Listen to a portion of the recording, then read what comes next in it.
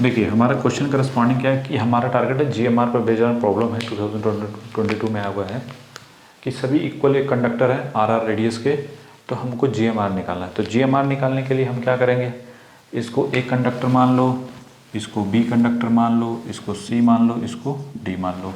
तो हमको इतना तो फिक्स है, एक से दूसरे के बीच की जो डिस्टेंस है वो कितनी होगी, 2r नहीं 2r, ये भी 2r, ये भी 2r और ये भी 2r। ठीक है, हमको ये वाली डिस्टेंस चाहिए, नहीं ए डी का जो सेंटर होगा, डायगोनल्स जो होंगे वो किसके करस्पॉन्डिंग हो जाएंगे।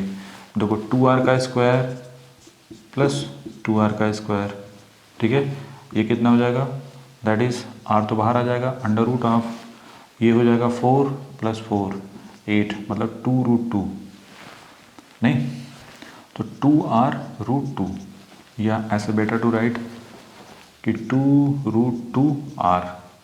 ठीक है, ये जो डायमीटर है इसकी लेंथ हो गई 2√2r करस्पॉन्डिंग, ये भी और यहाँ से यहाँ तक की भी। ठीक है, अब हमारा टारगेट होगा कि जो जीएमआर का फार्मूला क्या होता है।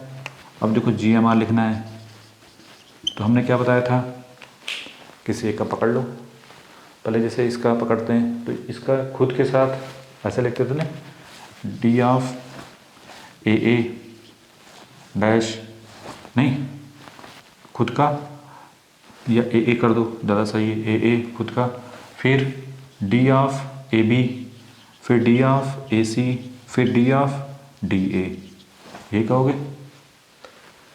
Sorry A D.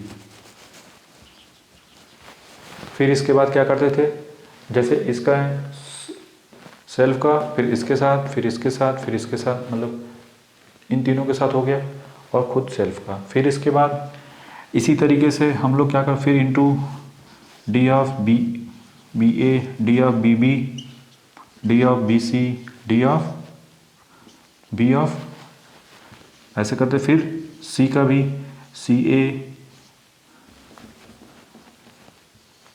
C B, C C C, C D, फिर डी ए, डी बी, फिर डी सी, फिर डी डी।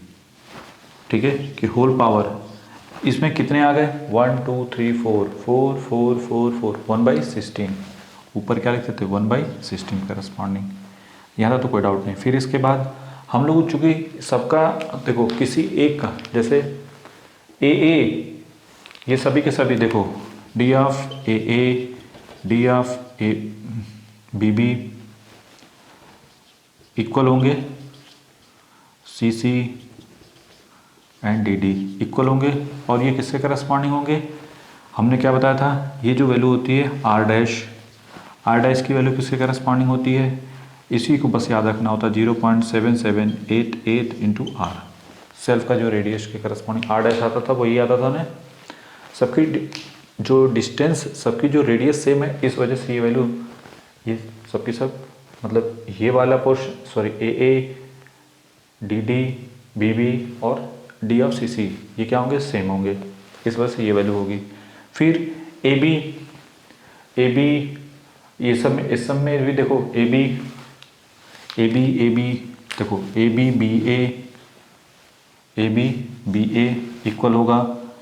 फिर इसके बाद ए सी, ठीक है, मतलब कहने का मतलब है इसका क्योंकि सब कुछ सेम है सबके साथ, तो सिर्फ आप इसको हम डायरेक्ट ऐसे भी कर सकते थे, D of A D of B A B, D of A C and D of A D की होल पावर 1/4।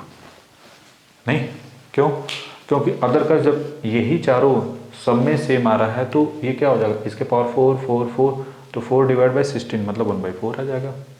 तो बस हमको टारगेट क्या है, इन्हीं का निकाल लो।